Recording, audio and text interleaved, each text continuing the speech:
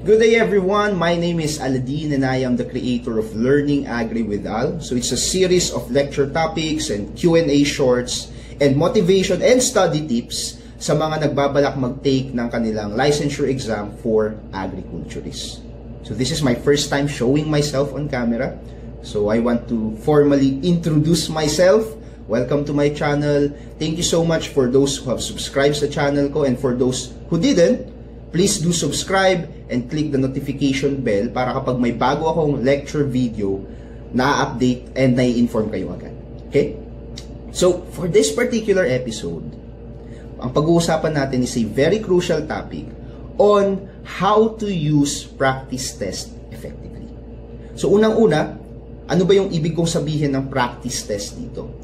So, sa licensure exam for agriculturists, yung exam format nila is 100 multiple choice questions for each subjects.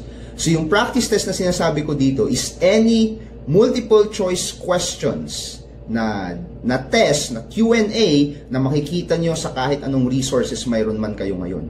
So for example, kapag may reviewer booklet kayo, kapag may Q&A question doon, that's already a practice test. Sa inyong review center, kapag namimigay sila ng mga Q&A, that's already a practice test. Kapag umorder kayo sa akin ng Anki flashcards, may portion ako doon na puro practice test lang lahat. So that's practice test. It is a very effective way to review. Okay? However, napag-alaman ko na may mga tao kasi, the way they use practice test is simply, gusto lang nilang malaman yung tamang sagot. And for me, hindi yun effective way to use practice test. Malaki ang potential ng practice test kasi it allows us to retrieve information actively. Pero kapag hindi siya ginagamit ng tama, maaaring maging rote memorization lang and hindi siya ganun ka-effective kapag tinitake mo na yung exam. Okay? Now, practice test, nasabi ko kanina, is very important kasi it allows us to retrieve information actively. Kasi the best way to review is not by highlighting or rereading yung mga concepts sa agri, but rather by training your brain to think of that information. Isipin nyo na lang, kapag nagkakaroon kayo ng recall, yung brain nyo mas nagkakamuscle, kumbaga, and mas nag-i-stick yung information, and it builds connection, and therefore mas magagamit nyo siya pagdating ng board exam. So, let's start with tip number 1. Paano gamitin ang practice test effectively? My first tip would be to schedule regular practice tests. Napakahalaga to. You should build the discipline and consistency na mag-practice test kahit na malayo pa lang yung exam. So, for example, right now, we have like August ngayon. So, we have September, October, November. 3 months na lang prior your exam. So, dapat, within these months, nagpa-practice test na kayo. Okay? Wag nyo hintayin na 1 week or 1 day prior to exam saka lang kayo mag-check ng practice test. Kasi the idea here is, kaya nga siya practice test, is, di bali nang magkamali ka sa practice kaysa magkamali ka sa actual. Okay? Kaya mahalaga na yung ating practice test, ginagawa siya almost every day. When I was reviewing like you, I am practicing 200 questions each day for a matter of 5 or 6 months. So, naging effective siya kasi it allows my brain to simulate yung mismong exam experience. Diba? And kapag nag-answer ka, for example, ng 100 or 200 items, natututo ka rin kung paano niya i-manage yung time sa pagsagot ng mga tanong na to.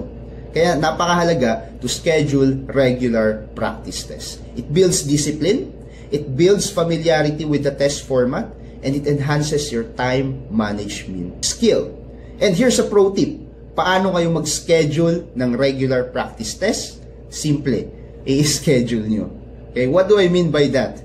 Kapag sinabi nyo sa sarili nyo na magpa-practice test kayo, ilagay nyo yon sa inyong calendar and make sure that you protect yourself at all costs from any distraction. So, ang tawag doon, time blocking, kung saan nakafocus ka lang at testing yourself on the several questions ng ating LEA subjects. Okay?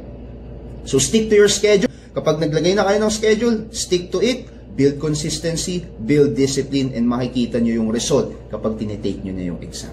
So one of my friends who actually used this technique, ang testimony niya sa akin is sobrang dali na lang daw magbasa ng mga tanong nung tinitake niya yung actual exam. O, diba? Ako, ang isang subject nun, maalala ko, we are given like 3 hours to complete 100 items. Natatapos ko na yon ng around 1 hour to 1 hour 30 minutes. Ganun na enhance yung reading comprehension and understanding ko sa pagsagot ng mga tanong. Second pro tip is to review and analyze mistakes and correct answers. So dalawa dapat ang nire-review and ina-analyze natin. Yung mistake and yung tamang sagot. So, hindi sapat na nagpa-practice test lang tayo. Ito yung sinasabi ko kanina. Na hindi sapat na alam lang natin kung ano yung tamang sagot. Kapag nagkamali tayo, dapat alam natin kung bakit tayo nagkamali. Bakit ito yung tamang sagot and bakit hindi yung mga other choices yung tamang sagot. So we should rationalize on the why. Why is this happening? Para mag-stick yung information sa atin. Pangalawa, you need to understand yung mga concepts behind it. Kapag may foreign question, let's say, wala kang ka-idea doon, nagkamali ka, balikan mo, ano ba yung fundamental concept or topic ng question na to? Kasi maaari na baka kahinaan ko yun and kailangan ko siyang balikan. So it's important, no, to review and analyze your mistakes because of that reason. Kaya naman, yung mga lecture topics ko, from presenting yung regular na lecture, mostly ng mga videos na nilalabas ko ngayon is question, answers, and why, diba? Or test drills, kung saan may Q&A and then explanation kung bakit, and explanation kung bakit yung mga other choices, hindi yun yung tamang sagot.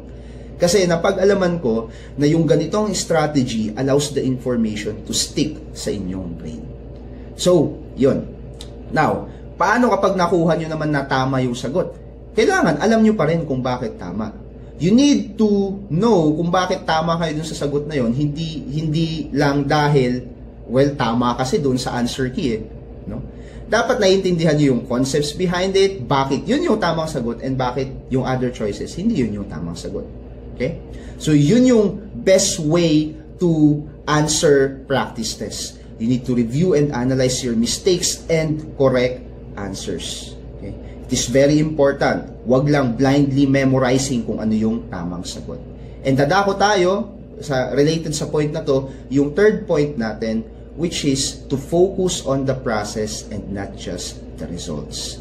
So mahalaga na kapag kayo ay nagsasagot ng practice test, dapat ang priority ng pagsasagot nyo ay hindi makuha yung tamang sagot. Kasi nga, practice lang yan. But rather, to understand yung mga concepts behind it. So yung proseso, that is everything. So what I mean by that is, when you understand yung steps kung paano sagutin yung mga katanungan na to, binibuild natin yung ating critical thinking skills and yung ating problem solving skills. Napakahalaga niyan sa exam. Okay? Kasi mostly, let's say, 30 or 40% ng mga nireview nyong practice test lalabas sa exam. Yung remaining 60%, most likely baka foreign sa inyo. So kapag foreign sa inyo, iisipin nyo, paano mo to sasagutin? Right? Paano mo to sasagutan? Pero if you have kept practicing, or if you kept answering practice tests, magkakaroon kayo ng instinct kung paano sagutan yung mga questions na foreign talaga sa inyo. Kasi, na-build nyo na yung problem solving and critical thinking skill kasi hindi ka nag-focus doon sa sagot during that practice test, pero nag-focus ka kung paano kunin yung tamang sagot. So, mind you, this is very, very effective. Nung tinake ko yung animal science exam nung 2021, maybe 80% ng mga question doon, hindi ko talaga na-review.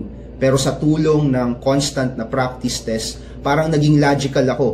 Naging logical and critical ako sa paghanap ng tamang sagot. So, there you have it. Yun yung ating 3 tips, okay, to use practice test effectively. Unang-una, schedule regular practice tests. Pangalawa, review and analyze your mistakes and correct answers. And number 3 is to focus on the process and not on the result. Now, mind you, itong mga strategy na ito would give you arsenal or tool para maipasa nyo yung exam, or dili naman kaya, di ba? Para maitap nyo yung exam. So thank you so much everyone. If you found these tips helpful, please give it a thumbs up, share it with your friends, and subscribe to my channel for more tips and strategies. Hopefully, makapag-release ako every week ng ganitong kind of video. Na kapag may mga katanungan kayo, you can leave it in the comment section or you can chat me sa Facebook. My name is Aladin Albindo Banyes. May Facebook page din tayo, which is Learning Agri with Al. So maraming salamat ulit sa pakikinig, and I hope this video helped you ace or even top your board exam.